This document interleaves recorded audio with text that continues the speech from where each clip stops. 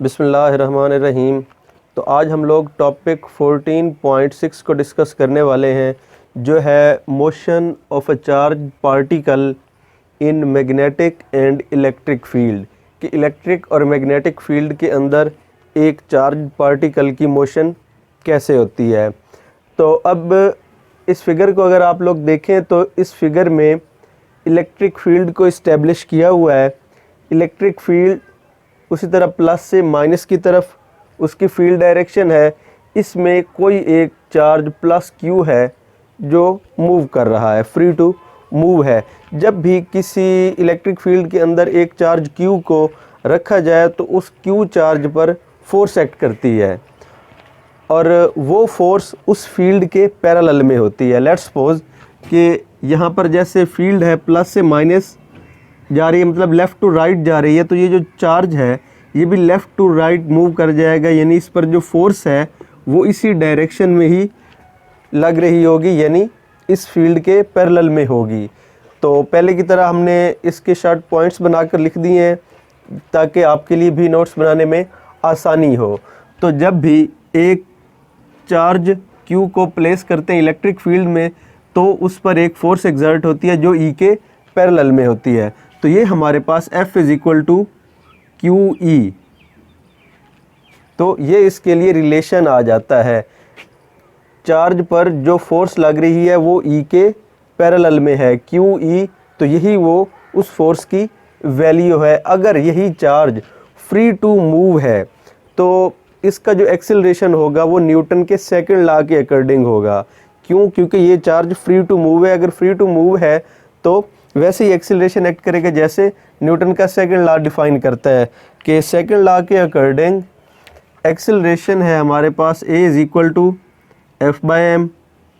तो अब हमने देखा है कि जब ये इस फील्ड के अंदर रखा हुआ है तो जो इसकी फोर्स है वो किसके इक्वल है? QE के इक्वल है। तो QE/m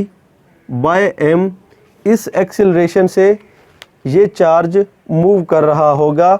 क्यों? क्योंकि ये फ्री टू मूव है। अगर ये फ्री टू मूव है, इस एक्सेलरेशन से मूव कर रहा है, अगर ऐसा हो कि इसकी जो फील्ड है वो यूनिफॉर्म हो, फील्ड इसकी यूनिफॉर्म है, तो ऑटोमेटिकली जिस एक्सेलरेशन से वो मूव कर रहा है वो एक्सेलरेशन भी यूनिफॉर्म एक्सेलरेशन होगा। तो अगर हम लोग इस फील्ड के अंदर किसी भी जगह पर इसकी लोकेशन फाइंड करना चाहें, इस पार्टिकल की पोजीशन फाइंड करना चाहें, इस कंडीशन में कि फील्ड भी यूनिफॉर्म हो, जब फील्ड यूनिफॉर्म होगी तो उसका एक्सेलरेशन यूनिफॉर्म हो जाएगा। तो हम लोग पार्टिकल की पोजीशन फाइंड कर सकते हैं equation of uniformly accelerated motion से। इस इक्वेशन को यूज़ करते हुए हम उसकी पोजीशन फाइंड कर सकते हैं। क्यों? क्योंकि उसका एक्सेलरेशन यूनिफॉर्म है, क्योंकि वो फील्ड भी यूनिफॉर्म है। अच्छा जी, तो इससे आगे अगर हम लोग बात करें, ये बात हमने की है इलेक्ट्रिक फील्ड की, हमने बात करनी है दोनों की, इलेक्ट्रिक की भी और मैग्नेटिक की भी। तो अगर ऐसा हो जाए कि जो चार्ज है वो किसी भी v वेलोसिटी से मूव कर रहा है एक ऐसी जगह जहाँ पर इलेक्ट्रिक फील्ड भी मौजूद है, मैग्नेटिक फील्ड भी मौजूद है, तो क्या होगा कि उस चार्ज पर दो तरह की फोर्सेस एक्ट करेंगी। एक इलेक्ट्रिक फोर्स कह लें इलेक्ट्रिक फील्ड की वजह से, दूसरा मैग्नेटिक फील्ड की वजह से भी एक फोर्स एक्ट करेगी। अब इस पर लेट्स सपोज यहाँ पर इलेक्ट्रिक के साथ साथ एक्सटर्नल में मैग्नेटिक फील्ड भी प्रेजेंट है, तो यहाँ पर दो तरह की फोर्सेस अमल कर रही हैं, एक इलेक्ट्रिक और दूसरी मैग्नेटिक। इन दोनों का जो सम होता है उसको हम लोग लॉरेंट्ज फोर्स का नाम देते हैं। इनका जो सम होगा वो लॉरेंट्ज फोर्स, तो इसकी डिफाइन इसी तरह हम कर सकते थे, sum of electric and magnetic forces. अब ये सम इनका डायरेक्ट सम नहीं बनता, ये इनका वेक्टर सम बनता है। क्यों? क्योंकि जो हमारे पास इलेक्ट्रिक फील्ड की वजह से फोर्स बनी थी वो तो है हमारे पास QE, और जो मैग्नेटिक की वजह से बनेगी वो हमारे पास उसी तरह है कि चार्ज पर लग रही है V क्रॉस B। अब असल में जो मोशन हो रही होती है या जो वर्क हो रहा होता है वो वर्क इलेक्ट्रिक फील्ड की वजह से ही हो रहा होता है। ये जो मैग्नेटिक फील्ड का पार्ट है ये उसको जस्ट डिफ्लेक्ट करता है, मैग्नेटिक फील्ड का पार्ट उसको सिर्फ डिफ्लेक्ट कर रहा होता है, असल वर्क उसका इलेक्ट्रिक फील्ड की ही वजह से हो रहा होता है। तो मैं इस सब को रिवाइज़ कर देता हूँ कि हमने एक फील्ड कंसीडर की, इलेक्ट्रिक फील्ड है, यूनिफॉर्म फील्ड है, इसके अंदर एक चार्ज पार्टिकल रखा। तो जब भी इलेक्ट्रिक फील्ड के अंदर एक चार्ज पार्टिकल आता है तो वो उस फील्ड के पैरेलल में मूव करना शुरू कर देता है। क्यों? क्योंकि उस पर उसके पैरेलल में एक फोर्स एक्ट कर रही होती है। तो वो फोर्स हमारे पास QE है।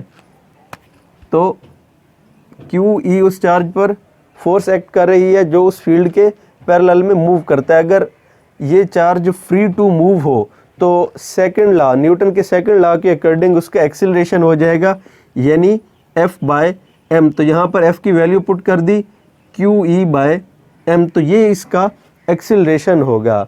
इसके बाद हमने कहा कि अगर ये फील्ड यूनिफॉर्म है तो इसका एक्सीलरेशन यूनिफॉर्म होगा। तो यूनिफॉर्मली एक्सीलरेटेड मोशन की इक्वेशन यूज़ करते हुए हम इसकी पोजीशन फाइंड कर सकते हैं।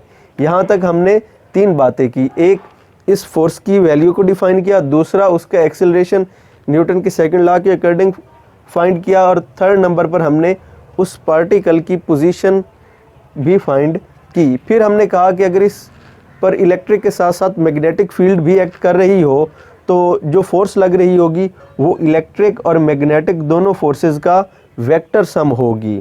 तो ये इलेक्ट्रिक और ये मैग्नेटिक, अब असल में जो वर्क हो रहा होता है वो इस इलेक्ट्रिक फोर्स की वजह से हो रहा है और मैग्नेटिक जस्ट डिफ्लेक्टिंग फोर्स होती है। तो इस तरह हमारा ये टॉपिक भी कंप्लीट हुआ।